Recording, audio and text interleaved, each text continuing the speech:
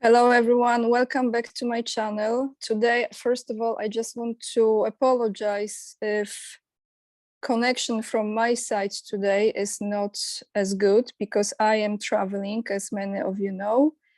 But I really wanted to talk to Scott Ritter today about the current events that are very important and are taking place right now. So everything else, you know, all the links to find me, support me down below. Scott's Instagram, sorry, I always say Instagram because I don't have Telegram. Scott's Telegram will be down below as well, so you can find the link. Scott's books, if you still haven't ordered, also down below the video. And Scott doesn't have a YouTube channel, so if you keep on asking me all the time if this is Scott's YouTube channel, let's start with this. Scott, do you have a YouTube channel or you don't? I do not. Thank you. Okay, now everyone knows this is official. Let's start with this. Welcome back, Scott, first of all. Thank you so much for finding time again for me. Well, thank you for having me. It's a pleasure and privilege to be here. Thank you. And if anyone is curious about those ears that we see, can we introduce another guest? This is Anubis. Anubis normally likes to wander the house for whatever. Today he has decided that he must be in my lap, and every time I try to remove him, he jumps back up. So I figured I would just surrender to reality. I hope you don't mind. I don't mind. Actually, I'm a dog person, but it's perfect special guest that doesn't bark. Well, Anubis actually thinks he's a dog. He sometime I'll send you a video of him playing with Maverick. It's just hilarious. Yeah, because we've seen Scott's dog in another video. Yes, it was with Regis. Yes, I remember. Yeah, Maverick. That's right. Let's go into those questions. So I have those questions prepared, but however, I want to just free flow with this. President Putin has announced the partial mobilization for 300,000 troops in Russian Federation. Somehow, somewhere, I came across a video just this morning on one of the Polish YouTube channels. I question everything I come across, but in that video was stated that this is not necessarily partial, that this is actually not telling the truth to the Russian citizens, that this could be not partial mobilization. But what I would like to start with today is this. I will throw a bunch of questions on you in this topic, and I let you go with this and address however you want to address this, Scott. What I would like to know, what are Russian military reserves, in your opinion? What this really means to the world? Who really might be mobilized? And in that matter here also, how, because of this announcement, the conflict might escalate. And then it's another topic that is actually connected, but I will get a little bit, and I know this is different format that I normally do, but because of what's happening right now in Lugansk, Donetsk, I think Kherson as well, the what's the name of this? I have this here. Referendum, the immediate annexation referendum that's actually taking place today, 23rd until 27th. I thought, and please tell me your opinion on this, is this, as this will be completed, and probably very much so, those areas will choose to belong to the Russian Federation. That means special military operation will no longer be called like that, because that will be region of Russia, Russian Federation. So any attack on it might be actually an official war. And the second reason is this because also that special areas will give more troops, more power to the military if necessary. So I'm sorry for today like this complex, but I really want to stay out of the picture, and I let you address this so the viewers can focus on that. Okay, I'm fighting the cat, but I'll okay, put my game face on right now. Mobilization, what is it? Let's talk about reserves. In the United States, you know, we have one concept of reserves. We have two kinds. We have the to be a reservist in the United States means that you go to drill every month, and then every year you do 2 weeks of training in the summer, and you're subjected to be called up as needed for up to 180 days, extended.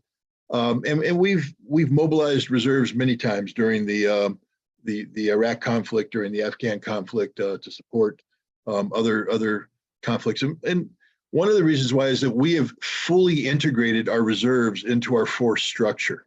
So if you have a armored division, we'll have 2 regular active duty armored brigades, and then the reserves will bring up a 3rd brigade if mobilized to create the division structure. And that's what we've done. So for the United States, when we think of reserves, we think of something that's very active, it constantly being trained, constantly being integrated into the force structure. Russia doesn't operate in that fashion. Russia operates more along the lines of what we call the individual ready reserve. We have other reservists who aren't part of a unit, who have certain skill sets, and they're called up as needed as individuals or in small groups to supplement the active duty force. When you serve in Russia, from what I understand, and I'm sure if I'm wrong, somebody will correct me, but you can be conscripted, but if you're conscripted, you only serve a year. It's limited service, and normally speaking, it's not going to be in a frontline combat capacity. But most of the Russian military, up to 70%, I think that number is going higher, are what we would call volunteers. The Russians call them contract soldiers. That is, people who sign a contract for service, and they're paid. They're professional soldiers. They're not conscripts. They sign for a specific period of time for a specific task.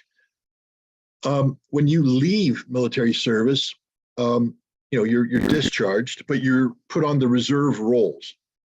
So your name is in a database. And right now, Russia has 25 million people in the reserve database. What the Russians practice is mobilization. So once or twice a year, they go through a mobilization exercise where they send out notices, people will show up, and they go through the process of registering. Then they're sent home, because that's all their testing is, show up and stuff. Maybe they'll take some of them and deploy them to their units to familiarize them with the equipment that they're going to fall in on.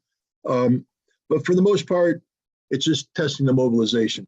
What we're seeing today is basically the mobilization exercise turned into reality. So they sent out the notification notices. The people are coming in. They're being assembled. They're going to be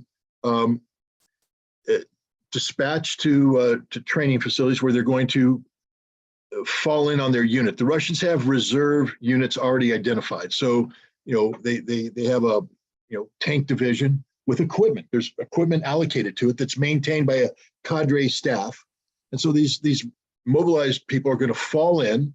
They're being organized right now by rank, by experience, by into units. And so when they go to their main unit, they're going to fall in and say, company A over here, company B over here, fall in on your equipment. Let's start, getting used to your equipment. Let's start training with your equipment and things of that nature. So that's what's happening right now. Only prior service people are subject for mobilization. So if you're somebody who has never served in the Russian army. And believe me, there's lots of people who haven't served. When they conscript, they don't conscript everybody that's available. They conscript the number that is allocated by law. We just saw a controversy, a Western-generated controversy, where Putin signed a legislation basically authorizing the military to draft, conscript a certain number of people. And the West said, "Oh, see, they're losing all their manpower. They need these people to replace the manpower." No, this was actually something that was considered back in 2019. And now it's worked its way through the bureaucracy. It was put before Putin. He authorized it, and it'll be implemented in the future. It has nothing to do with the special military operation. But that's basically authorizing to increase the number of people available to the Russian military, and they'll do that through conscription or contract service. But if you leave the military, you go into the reserves, and if you're called upon to come back into reserves, you have to. It's an obligation. It's a duty. Right now, Russia's only calling in former contract soldiers, people with combat arms experience, preferably combat veterans. That's what they're looking for. And there's anecdotal information coming out that there's people who want to serve, who are saying, "Hey, how come I'm ready to be mobilized?" And they're like, "If you didn't receive a notification, you're not getting mobilized." And this is very legal. I always get a little frustrated with people when they say the Russian government fooling the Russian people. Really, the Russian government operates in accordance with the rule of law, and there are specific laws associated with this. The number 300,000 isn't a joke. It isn't a cover story. It's the number they're mobilizing. If they wanted to mobilize 1 million people, like the Poles are suspecting, they'd have mobilized 1 million people. Every body that's attached to this mobilization has a budget line. They're being paid around $3,400 a month. It's a contract soldier's wages. Where's that money come from? The Russians just don't print it like we do. It has to be budgeted. So when Putin signs a mobilization order and it's turned over to the Ministry of Defense, the Ministry of Defense now has to sign, execution orders. And these execution orders have to be linked to a budget line. So if you're going to mobilize 300,000 troops, there has to be money available to pay them. And it's not just paying them. Laws have to be passed and enacted in this case that preserve the jobs. These guys are being mobilized for the duration of the special military operation. A lot of them are concerned about, hey, what happens when I come home? Will I still have my job? So the law protects their job. This means that there has to be compensation to the employer. That requires money. Everything here deals with money. This ain't the Communist Party anymore. This isn't the Soviet Union. This is Russia, and Russia operates with a certain amount of budgetary discipline that doesn't exist in the West. In the West, we just print money. Turn on the printing press, we just print money. And Russia actually has a budget process. The money has to be allocated. If they need the resources, it can come from an emergency fund, or it has to be diverted from other areas. So the idea that they're going to secretly mobilize 1 million people is just stupid on the face. Stupid on the face, because you're not going to get away with that in secret, because there's money involved, there's laws involved, there's orders that have to go out. So nothing's going to be done in secret. Go ahead. I hope my voice goes well here, because your recording is good. So as much as I know for now, there are 2 categories that are important in this process of recruitation. Well, 3 actually. One is the age group, 18 to 55. Then is the health condition. And as you said, is if you have been previously in service, right? So 3 categories. And all of them have to be met. It's not okay. Match. The first thing is, in order to qualify for this mobilization, you would have to have served previously. Now, if you're going to be serving in the role of a potential combat soldier, the age limit is 18 to 35. So 35 is the cutoff date. Nobody over the age of 35. So if I'm 36 and I was a rifleman 18 years ago, I don't get called up because I'm too old. Now, if to be an officer or a senior enlisted, the age goes up to 55. So if I'm an officer and I'm 54 years old, I get, and I have the right kind of experience, I get drafted. But the other thing is you have to be physically qualified. Right now, all these people came in and, they're sitting at the reception area, and some of them appear to be frustrated that nothing's happening. But what they don't understand is, in the military, it's hurry up and wait. They brought you in, and now for the next 3 days, a doctor's going to probe you, stick you, look at you, open your mouth, look in, and they're going to determine whether or not you're fit for combat. And you know what? A lot of them won't be. A lot of them are going to be sent home because the physical requirements of a combat soldier are quite high. And the Russians don't play around. This isn't a game. They're not joking. The guys that are being mobilized are going to go into combat units. And while they may not serve on the front lines, it doesn't mean that there's not going to be combat. And they have to be fit, ready to do this. So, So Scott, what is the time frame for this? Well, again, it's this. First of all, we need to understand this is not panic. There's no panic taking place. So right now, they have about, whatever the reception is. This is equivalent what we would call MEPS, where we're processing people, the initial processing, to see if they're physically qualified, everything checks out. Once that happens, they will be sent to their unit, their training area. Each reserve division has a training facility associated with it. And they'll be deployed to the training area where they will go through an initial, I think it's 2 weeks of refresher training, trying to remember what it's like to be a soldier. You don't sleep in, you get up, learn to march again, not to be parade soldiers, but learn the discipline of coming into formation, marching to and fro, taking orders. A lot of these guys haven't taken an order in 10 years, and now they're civilians, and they're used to telling somebody to stick it in their ear. And now they got to sit there and, tak tochna, obey the order. So they're gonna have to be taught how to do this again, and just taught the basic reality of military life. And this will also include refamiliarization with the equipment they're going to be called upon to operate in combat. Here's your weapon. Let's learn how to disassemble the weapon, clean the weapon, aim the weapon, operate the weapon. Here's your tank. This is how you turn it on, et cetera, et cetera. And then once that's done and they're organized into something that replicates a unit, then they have to go through unit training. And that unit training is how to operate tactically, operationally, to remember how to communicate properly, how to coordinate with units, how to call in fire support, relearn war. Now, most of them know how to do this, so this is going to be about banging the rust off their brain, shaking the cobwebs out, and just, rote memory, but you can't assume anything. So they're going to do that. And I would imagine, because the Russians are professional, that there will be a qualifying exercise where the unit will have to go through an exercise and be deemed to be combat capable. And if the unit fails the exercise, they'll be sent back for retraining. Maybe some heads will roll. People will be fired because you're not supposed to fail that.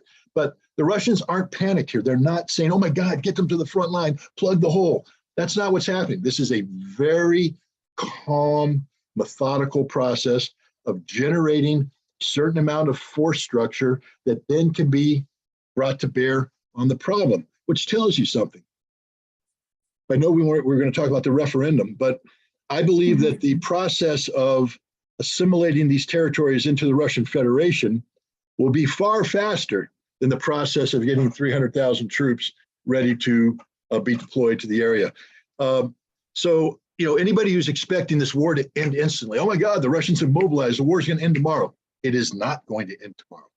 What's going to happen is that reality is going to be shaped over the coming time. By the time these troops, and I would imagine this would be in about 3 months' time, start arriving in the combat zone, we're going to know where Ukraine and NATO stand on this. We're going to know if they want to go to war, or if Ukraine's going to say, yeah, we're not doing that.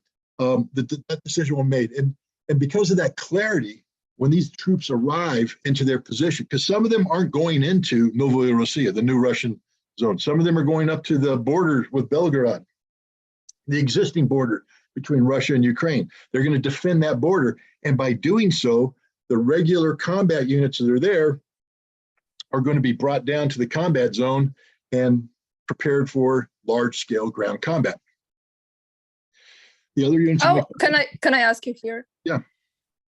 So let's say we have this moment when the referendum ends. They choose to be part of the Russian Federation. How, in your opinion, will West NATO respond to that? They're in what I call the horns of a dilemma.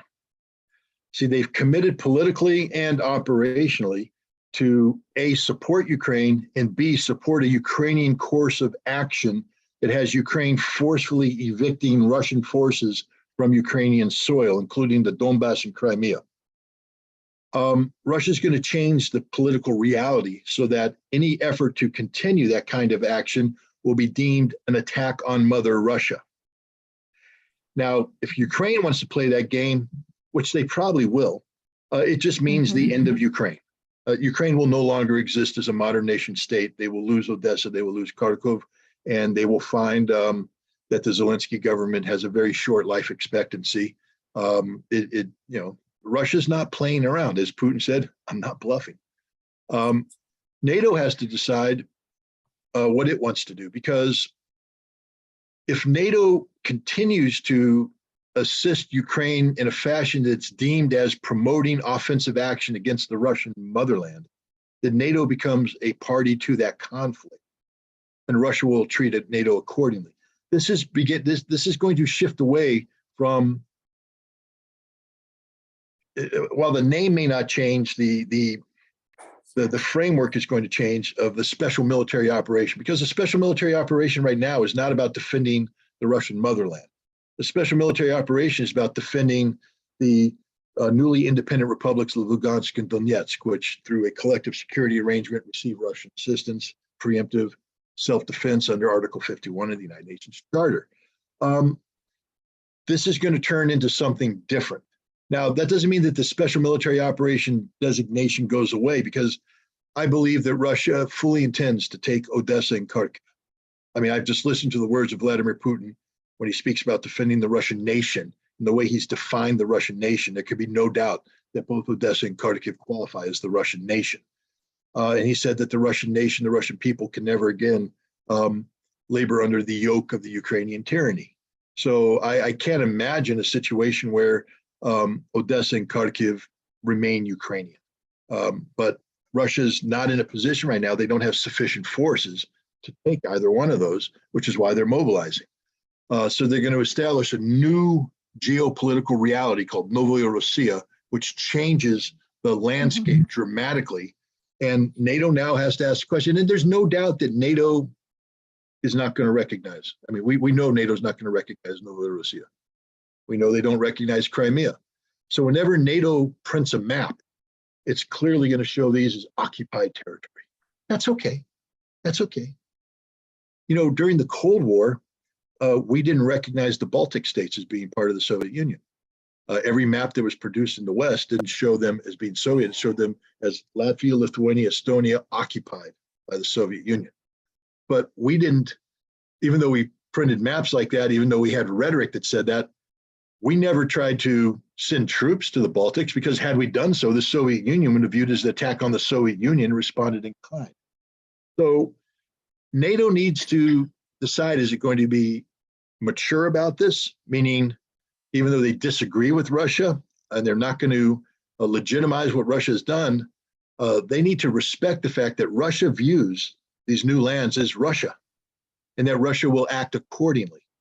And so NATO shouldn't have any misperceptions about what the consequences are of A, continuing to support Ukrainian operations in the newly constituted territories of Russia, or B, being seen as putting their own troops on the line there. So we'll see. I personally believe, look, I know Stoltenberg has been opening his mouth and speaking very aggressively, but people need to remember something.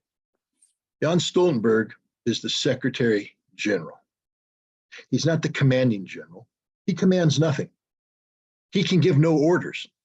He's a bureaucrat. He's a bureaucrat who guides the technical, political side of NATO. But Jens Stoltenberg cannot pick up the phone and order divisions to be moved. That's done by the military committee that works directly with the national militaries for a unified military response. They're the ones that count. And they came out either yesterday or the day before, and right after Putin spoke, and just straight up said, we don't want war with Russia. We're not pursuing a war with Russia. We will continue to provide support to Ukraine, but that will be defensive in nature. And even Tony Blinken now has come out and said that the United States will continue to provide defensive support for Ukraine. Now, if Ukraine decides to withdraw from Novorossiya and go on purely the defensive mode, that's one thing. But I can't imagine Ukraine doing that. I can't imagine Ukraine willingly giving up these territories. So NATO is going to be in a situation. Do they retreat? Do they double down? Or do they play a game where they're seen as supporting? And this has happened in the past. The United States had a policy of Vietnamization at the end of the Vietnam War, where we poured money into South Vietnam, knowing full well that South Vietnam would never be able to defend against the North, and that eventually the North was going to take over and we weren't going to intervene. So I imagine that's sort of what's going to happen with Ukraine, that the West will continue to go through the motion of providing them with military equipment. Ukraine will fight to the last Ukrainian and ultimately be destroyed and eliminated as a modern nation state. So yay West. I mean, if you're somebody who supports Ukraine and believes in Ukraine, how could you possibly endorse a policy that is going to result in the massacre of even more Ukrainian lives and the destruction of the Ukrainian state? Because I personally believe that when all is said and done, there will no longer be a Ukraine. It will cease to exist. Well, like listening to you speaking about it now, it became absolutely clear to me that there are only two ways of ending this. Either one is when there is no more Ukraine, like you said, that's one way when all of this ends. Or the second one is when this fourth unelected branch of the government in United States will decide not to continue. Yeah, no, that's, well, but even then, I mean, I'll give you a third way. A third way is when the fourth unelected branch decides not to continue and they kill Zelensky and they replace him with a government that's willing to accept political compromise with Russia. Okay. But there's no way right now. I mean, the Russians have defined that. Lavrov yesterday at the Security Council called Zelensky a Nazi government. Yes. So Russia's not going to negotiate with Nazis. It's simple. Right. So then okay. Now I want to ask you this here, Scott, about United Nations. A little story from me first. Years and years ago, I used to have a different opinion about UN that I have right now. And I mean, you actually work as an inspector from United Nations, right? Correct. In Iraq. I want to know, okay, for someone who still thinks that, and I don't think like this, and I'm not saying you think like this, or I just state my personal opinion. For someone who thinks that UN actually represents peace or is trying to make peace in the world, I don't think like this anymore. I used to. I cannot wrap my mind around this. Even those meetings they had in the last few days and the speeches from Orban or Lavrov or other people, representatives from the countries, isn't it, you wonder why they just don't put end to it all, right? Why? Well, we have to go back again to first principles. What is the United Nations? Who created the United Nations?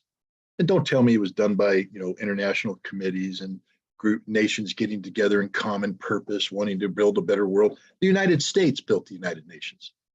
And we used the position we enjoyed at the end of the Second World War, where we dominated the global economy. We're the dominant military power, at least in the Western world, and we basically coerced everybody into creating this body. We brought the Russians in, we brought the Chinese in, the French, the British. I mean, France and England were colonial powers on the decline, but we brought them in because they were victorious powers. We gave those guys the Security Council. But what the United Nations really was a vehicle for the promulgation of what the United States calls a rules-based international order. The United Nations existed to promote American hegemony by deceiving the rest of the world into believing that there was this thing called the United Nations where all nations could come in and work in common cause. The United Nations has no power, none whatsoever. On the technical side or the administrative side, you have a lot of agencies out there that function, but who is the economic engine behind the United Nations? United States. So if we fund everything, we control everything, and that's what we've done over the years. The Security Council exists to make sure that where we can, we will use the Security Council to promote what we want. But I always laugh when Biden talks about the veto. The number one nation that's abused the veto over the history of the United Nations is the United States. We will not allow anything to happen in the United Nations that doesn't promote American hegemony, the American national security, American policy. We always say, Russia vetoed, China vetoed. We veto everything, especially about Israel. We won't allow anything to happen to Israel. And here's the thing about the United States. Have you ever noticed that when Russia gets vetoed or China gets vetoed, they don't go home and have a temper tantrum? They make their statement, but then they go back. What does the United States do? Go home and have a temper tantrum. Then Congress immediately says, well, we're the United States. Nobody has a veto over what we do. We will do it anyways. If the United States is not willing to act, then we will act, even if we're violating everything the United Nations stands for. I mean, do we have to come up with, let's see, the invasion of Iraq, 2003. Absolutely zero United Nations authority. In fact, we tried to get the United Nations on board and they said, no, we don't, you need a vote that shows that 687 has been re-legitimized by the Security Council. We didn't get that vote. So we said, the heck with you. We're going to interpret it the way we want. We're invading. I find it ironic in the extreme that the United States dares wave an accusatory finger towards Russia about what it's doing in Ukraine after what we did in Iraq. I mean, if there was ever an example of a superpower out of control, of a nation wantonly invading, occupying, destroying a sovereign nation with no legitimacy whatsoever under international law, that was the United States. And the war crimes that were committed in Iraq you could fill volumes of it, and yet nobody will hold us to account. And then we have the audacity to stand before the world and say, we are the authority. We are the law-abiding people. We are the forces of democracy. The United Nations today, frankly speaking, is a joke. The United Nations is a tool of the United States. Now, the difference today is that the world is now in a position to change this and challenge this because American power is diminishing. It's on the decline. I think American power is going to be even more diminished after this coming winter when our allies freeze to death. And I think as Russia and China work with the rest of the world, I always love when Biden says, the world is against Russia. Look at a map, Joe. Look at a map. The world's not against Russia. You're against Russia. Europe and the G7 is against Russia. Australia. 16%. Yeah. So let's stop pretending. 16% is against. Yeah, let's stop pretending that the world's against Russia. It's just not the case. But I think what we're going to see in the future is that we've already seen this. One example. What role does NATO play? NATO plays a role of providing the United States with the pretense of international support when the United Nations won't support something. So then we turn to NATO. I'll give you an example. Serbia, 1999. Quote me, the Security Council resolution authorizes military action to be used against Serbia. You can't, because it doesn't exist. But they did it anyways, and they cited legitimacy under international law because NATO makes its own rules because NATO is controlled by the United States. End of story. That's how they work. The rest of the world is looking at this model, and the Russians and Chinese have said, No, what we're going to do instead is we're going to form groups like the Shanghai Cooperation Organization, like BRICS. And then we're going to come up with this Trans-Eurasian Economic Union. And we're endorsing the rule of law as defined by the United Nations Charter, but we're not going to be held prisoner to the United Nations system, because the United Nations system is corrupted by the American presence of America. America literally is a curse to the world. I hate to say that because I'm an American. I love my country. I love my people. But the fact of the matter is, as we are currently configured, we are a curse to the world. Everything we touch dies. We haven't done anything good in such a long time. It's not even funny. It's actually depressing. We stand for nothing good. Think about it. Every policy that we promote today, we call it, supporting democracy. We don't support democracy. We only support things that benefit us. We call it supporting peace, but it's Orwellian, because every time we speak of supporting peace, we're actually bombing and killing people. So the United States is a curse to the world. And so long as the United Nations remains under the dominant control of the United States, the United Nations will never function as it's originally intended to do. Therefore, how does the world respond? By respecting the principles that are enshrined in the United Nations Charter, but implementing them through regional groupings, such as the Shanghai Cooperation Organization, BRICS, and others. I think that's what the world's going to look like, because to institute the United Nations should be the living manifestation of a multi-polarity reality, where nations work together as equal. The United States won't allow that. The United States believes only in the American singularity. Everything must revolve around the United States. So what Russia and China and the other nations are going to do is create a multipolar reality separate from the United Nations. The United Nations is fundamentally broke. And if it's not fixed, I actually think that the United Nations will become irrelevant, because there will be other organizations. And then when nations say, where do I want to send my money? Do I want to send my money to the United Nations, where it's just wasted because of American political corruption? Or do I want to send it to the Shanghai Cooperation Organization that actually gets things done, because we don't have to worry about the Americans? Yes, thank you for this, Scott. When you were saying this again, I think a true tragedy really is that is, even like you say it, and you don't mean the people, American people, that the true tragedy is all those governments that, in my opinion, are also unelected, are actually not people who feel any sense of belonging to the country or representing the country. And then people say, oh, it's Americans. It's not the people, it's the government, it's the politicians, it's those who are in charge that don't have any sense of belonging or identity. They say they do, but we know, because you judge them by their fruits, right? That's what it is. It's just in every country now. It's like they don't have borders, really. Look at the German foreign minister recently spoke. And she said, I don't care what the German people say. Exactly. Yeah, because she's not. Quit, leave, go.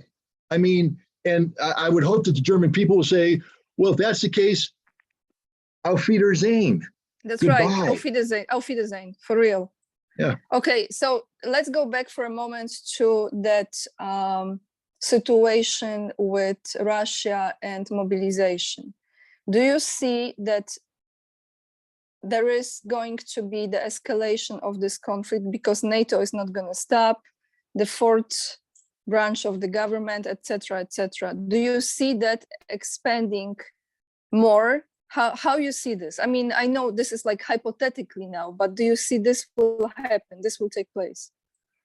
I don't believe this war ends until Ukraine is destroyed as a nation, sadly. I don't think the West is willing to save Ukraine. I think the West continues to operate under the flawed principle that by extending this conflict, they somehow weaken Russia. Russia's not getting weaker. Russia's getting stronger. But I don't believe that NATO is able or willing to directly confront Russia, that NATO will continue to fight this conflict as a proxy conflict, that it will provide Ukraine with economic and military support, and Ukraine will violate Russian red lines, and Russia will hold Ukraine to account. I believe that this war will expand. That in a way that will result in the annexation of Odessa and Kharkiv at a minimum. There might be some other territories that will be annexed as well. I believe it will result in the further dismemberment of Ukraine. I mean, I can't speak to what the Russians want, but I will tell you right now that if I were in the Russian foreign ministry, I would be doing everything possible to encourage, as part of a post-conflict settlement, that Poland move into Western Ukraine. And people say, well, why would you do that, Scott? Well, because Europe labors under this. Right now, Russia recognizes that Europe is its enemy. The European Union is its enemy. Europe is not Russia's friend, it's its enemy. And Europe labors under this pretense of all borders must be respected. So I would encourage anything that had NATO countries, European Union countries, taking control of parts of dismembering Ukraine. Why? Because then they will have to hold referenda, and the people have to decide, do they want to become part of that nation? And then they've done the same thing Russia did, and it equalizes the playing field. So if I were the Russians, I would be actively encouraging Poland not to confront Russia as part of a post-conflict settlement to come in. I'd be actively encouraging Romania to move into the parts of Ukraine that Romania claims, Hungary to do the same thing. And I would be encouraging the absolute dismemberment of what Russia has rightfully said is a dysfunctional nation state, which is Ukraine. And what will be left is a rump state, primarily agrarian in nature. This was the goal at the end of World War II, to turn Nazi Germany into a deindustrialized agrarian nation, yes, where you had just a bunch of German farmers running around plowing the earth. And because you limited their industrial base, you never again had to worry about the Germans doing what they're trying to do right now, spend $100 billion to rebuild a military designed to march east to confront Russia. Have they forgotten their history? So maybe they had it right. Maybe Germans should have just we don't need Mercedes. We could have just had the Germans, growing hops and wheat and making beer, and we'd all be happy. But, I think that's the future of Ukraine, a Kiev-based rump state, agrarian in nature, no industrial base, serving as the breadbasket of Europe, and that's it. The rest of Ukraine will be absorbed by Russia and by the other nations, and in doing so, it destroys the hypocrisy of the West, because we've already seen the West willing to redraw the lines of Europe. We saw that with former Yugoslavia. We saw that with Serbia and Kosovo. I mean, the West talking about the illegitimacy of referendum, then what the hell was Kosovo about, if not a referendum based upon a conflict designed to divorce territory from a sovereign independent state? So, there's a lot of hypocrisy in the West right now, and I think the Russians, Lavrov could be listening to this right now going, what have you been smoking, Ritter? We would never encourage that. That's not what Russian policy is. We don't, that's not what we want. And I'd stand corrected. But I just believe that, Russia has to look at Europe right now, because ultimately Russia's objectives are the establishment of a new European security framework. That's always been their strategic objective. This war is a major part of implementing that, because by waging this conflict, they eliminate Ukraine as that vehicle through which the West can further undermine the security of Russia. That's been taken off the map. That 2019 RAND study that talked about this, burn it. It's useless. Done. The Russians just checkmated you, RAND.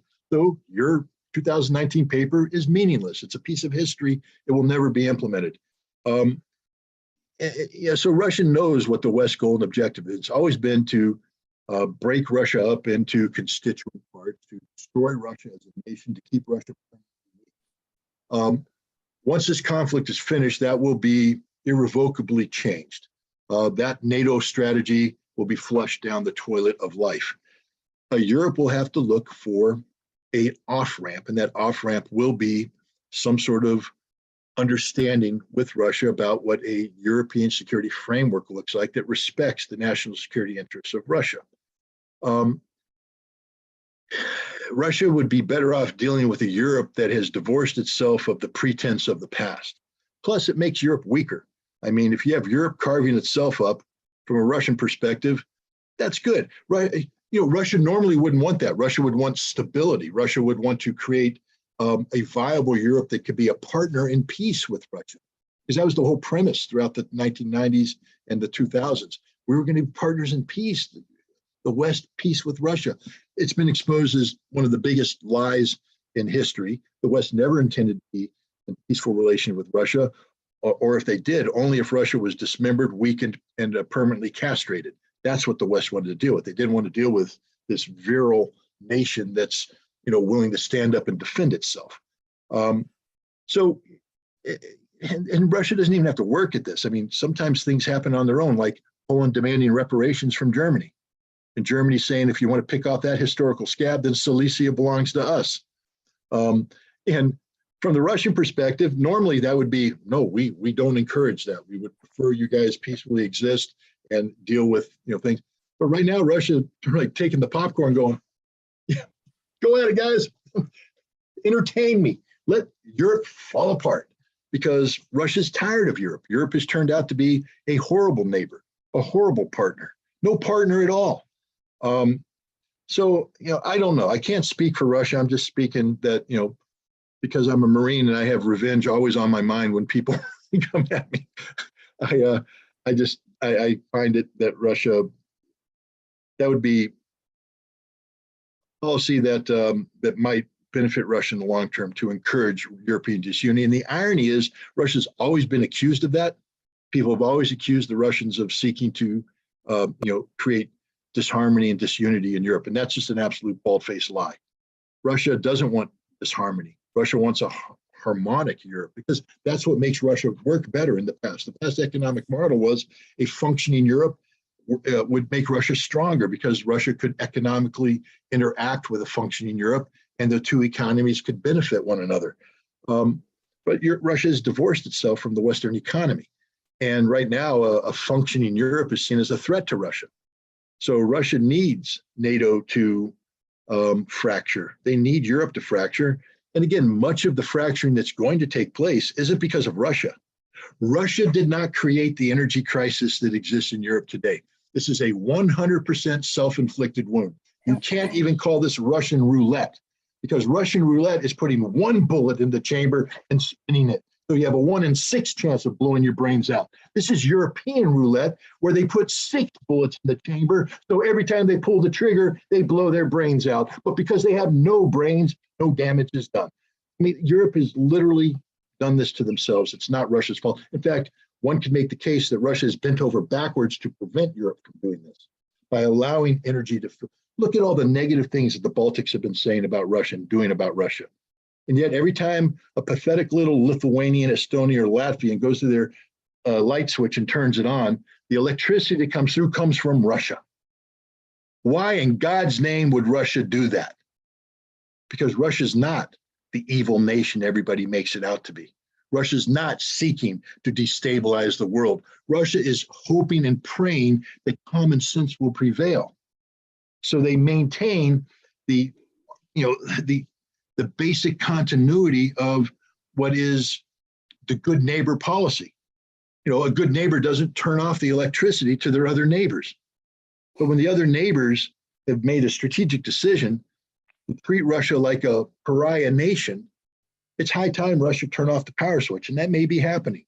Russia's going to be turning off gas. Russia's going to be turning off everything.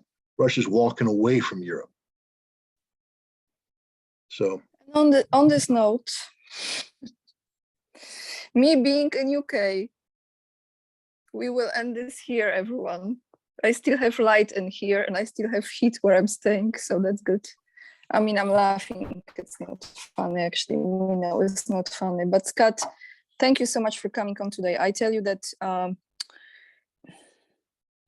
somehow, in spite of it all, I know it's a serious moment for the world right now, but somehow I feel that it's not going to be that escalated as it might look like at first. That doesn't mean that there are not people dying now in Ukraine. They don't have to die. So. No, I agree. Look, I'll tell you how I feel about this. I used to be a firefighter, and every once in a while you get called to a big one.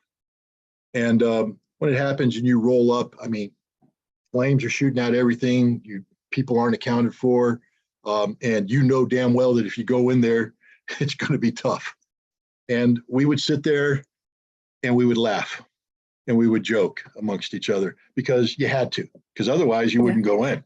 Sit there and you tell a joke. Hey, come on, boys, da da da da da. And then you go in and you do the job and you finish the job and you come out, and now you can't admit that you were scared. So you have to sit there and tell more jokes. Got to tell how tough you are and how hey, it was no big deal. Well, you worried about that? No, man, that's nothing. A little bit of heat there. You got a blister on you. Don't worry about it. It's no big deal. But you tell the joke and you walk away. You dodge the bullet. So when we make light of things here, I hope people understand that we're not doing it because we disrespect anybody. This is what people do when they're subjected to stress, extreme stress. You have to. It's a defense mechanism. And the other thing too is that we are facing a very, very dangerous situation today. I don't think anybody should minimize that. The world is on the brink of disaster. I've used this. I've written about it. There's the doomsday clock that people talk about, the nuclear doomsday clock, and American Federation of Scientists or somebody keeps moving it, back and forth in 5 minutes, 4 minutes, 3 minutes, 2 minutes. I said, quit playing games. Put it to 1 second from midnight, because that's where we are right now. 1 second from midnight. Putin has said he's not bluffing. And if NATO calls his bluff, it's all over. Goodbye, we're done. That's how serious this situation is. This is more dangerous than the Cuban Missile Crisis. The Cuban Missile Crisis was a controlled crisis where from the very beginning, both parties understood the compromise that needed to be made. The Jupiter missiles in Turkey needed to be pulled out, and Russia was putting missiles in Cuba that Russia knew were going to be pulled out in exchange. It was that kind of thing. So it was a controlled crisis with very little opportunity to spin out of control. What we have right now is total chaos, anarchy. It is literally the worst fire scene you've ever pulled up on. I mean, everything's on fire, and you don't have enough apparatus, you don't have enough men, you don't have enough water, but you're still going to put it out. And we will put it out because we have no choice. Society is going to find a way to put this fire out, because societies, regardless of the irresponsible behaviors of the European political and economic elite, society, including European society, is going to find a way to get this fire out. And then when it's all done, we'll sit back and have a beer and we'll tell jokes and pretend we weren't scared about it. But this is one of the moments in our lives. Thank you, Scott. Until we recreate it again in another time, because this is like a cycle, right? It's like a cycle, like peace. Well, I tell you what, if they're going to recreate me, bring me back as a bird or something. I'm tired of being a human. I mean, I just want to fly around and have fun. Yeah. Thank you. Thank you so much for coming on today. And thank you everyone for watching. All the links to Scott down below, to his books as well. And hopefully until next time, be safe everyone. And thank you for watching again.